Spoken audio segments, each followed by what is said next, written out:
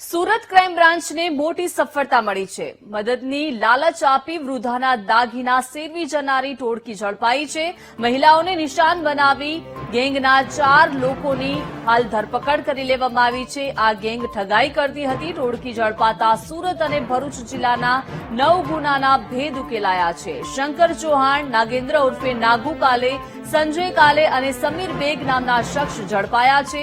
પોલીસે આરોપીને ઝડપી વધુ કાર્યવાહી હાથ ધરી છે।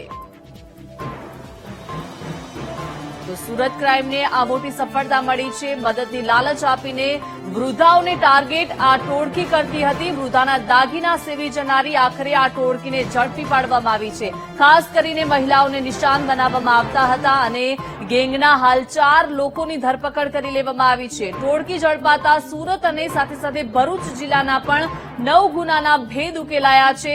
હાલ શંકર ચૌહાણ, નાગેન્દ્ર ઉર્ફે નાગુ કાલે, સંજય કાલે અને સમીર બેગ નામના શખ્સને ઝડપી પાડવામાં આવ્યા છે। હવે પોલીસે આરોપીઓને ઝડપી વધુ કાર્યવાહી હાથ ધરી છે।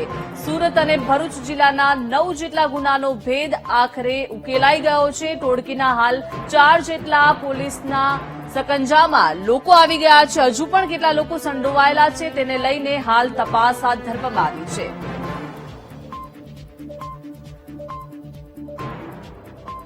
વધુ માહિતી સાથે સંવાદદાતા શૈલેષ જોડાઈ ગયા છે। શૈલેષ, સુરત ક્રાઇમ બ્રાન્ચને આ મોટી સફળતા મળી છે। મદદની લાલચ આપીને જે ટોળકી છેતરપિંડી કરતી હતી, દાગીનાઓ સેરવી જતી હતી, આખરે 4 લોકોની ધરપકડ કરી લેવામાં આવી છે।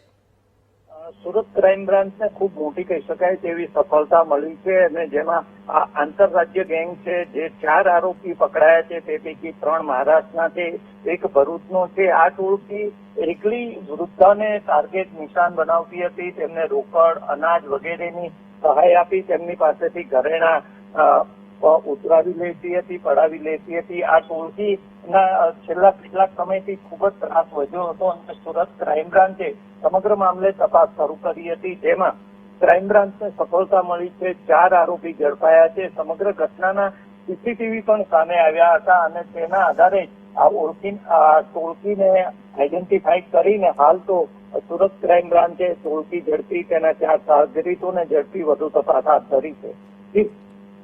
જી આભાર શૈલેષ વિગત આપવા બદલ।